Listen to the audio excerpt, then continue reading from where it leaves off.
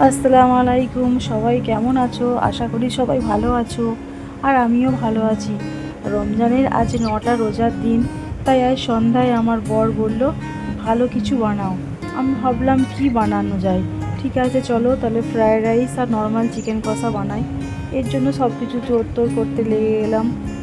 Normal chicken কষা করলাম। এখানে হাঁড়িটা একটু আমার ধরতে অসুবিধা হচ্ছিলো, কারণ ফোনটা এক হাতে আমাকে ধরে থাকতে হচ্ছিলো আর এক হাতে হাত নাক দিয়ে দিয়ে নাড়তে হচ্ছিলো। এখানে কিছু মশলা দিয়ে দিলাম, মশলা ঢেলে দিলাম, দিয়ে মাংসটা একটু শক্ত শক্ত ছিল, সেই জন্য আমাকে একটু বয়েল করতে একটু টাইম লেগেছিলো ভালোই। কাঁচা লঙ্কা কিছু দিলাম, দিয়ে ওটা ভালো করে বয়েল করতে হলো, অনেকক্ষণ সময় লেগেছিলো। একটু একটু জল দিয়ে ঢাকনা দিয়ে ঢেকে দিলাম। প্রায় আধ ঘন্টার মতো আমাকে বয়েল করতে হয়েছিল মাংসটা।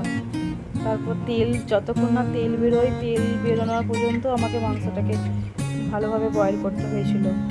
তো আমি, জানো তো বন্ধু, আমি একটু বেশ বড় সাইজের মুরগি পছন্দ করি খেতে, সেজন্য আমার বর বড় সাইজেরই মুরগি নিয়ে এসেছিলো। নিয়ে এসেছে, কিন্তু আমার রান্না করতে অনেকটাই টাইম লেগেছিলো, প্রায় 30 মিনিটের মতো টাইম লেগে গেছিলো। তো যাই হোক ফাইনালি রান্না হলো। এরপর চলে এলাম রাইস। চালগুলো আগে ধুয়ে রেখে দিয়েছিলাম, তো হাঁড়িতে গরম জল দিয়ে দিয়েছিলাম আর নুন দিয়ে দিয়েছিলাম, তেজপাতা, গরম মশলা সব কিছু দিয়ে জলটা ফুটতে দিয়ে দিয়েছিলাম।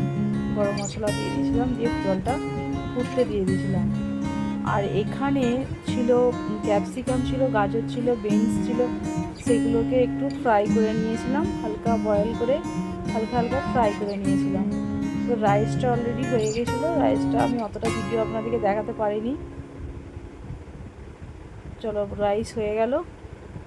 সন্ধ্যার সময় আমার বর বলল তাহলে স্ন্যাক্স জাতীয় কিছু খাবার একটু বানাও। আমি ঠিক আছে, আমি ক্যামেরা ধরছি, তুমি একটু তাহলে পকোড়া করো, চিকেন পকোড়া বানাও। তো ওই চিকেন পকোড়াটা বানাচ্ছিল। চিকেন পকোড়া, ওই যা ডিম, যা কিছু উপকরণ লাগে সব কিছুই দিয়ে, সব কিছু একসঙ্গে যদি কর্নফ্লাওয়ার সব দিয়ে তো চিকেন পকোড়াটা বানাচ্ছিল।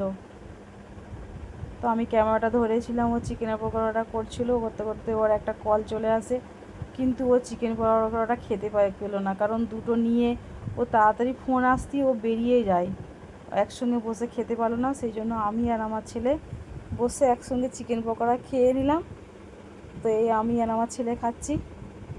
জিহানকে জিজ্ঞাসা করছি, বল কেমন হয়েছে চিকেন পকোড়া। জিহান তো একদম এক মুডে খেয়েই যাচ্ছে, কোনো কিছু রিপ্লাই করছে না, খাবার একদম খাওয়ার মোমেন্টে আছে ও। চাটনি কেমন হয়েছে বল, চাটনিটা কেমন লাগছে সেটাও বলছে না, কোনো কিছু আমাকে কিছুই বলবো অত কথা বলতে হবে কেন খাওয়ার সময়। ঠিক আছে তাহলে ও কিছু বলবে না বলছে, তবে থাক। তো আমি ওকে বলছি ঠিক আছে তাহলে তুই খা, তোকে ডিস্টার্ব করবো না। তো দুজনে মিলেই আমরা চিকেন পকোড়া খাচ্ছিলাম, আর কি করবো। আর ওর বাবাকে বেরিয়ে যেতে হলো, ও থাকতে পেলো না। সেটাই ও বলছে, পাপা কেন চলে গেল।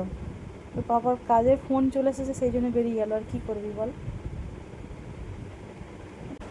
আর বন্ধুরা বলো, সন্ধ্যার সময় এরকম পকোড়া খেতে কার না ভালো লাগে? তোমাদেরও নিশ্চয়ই খুব ভালো লাগে।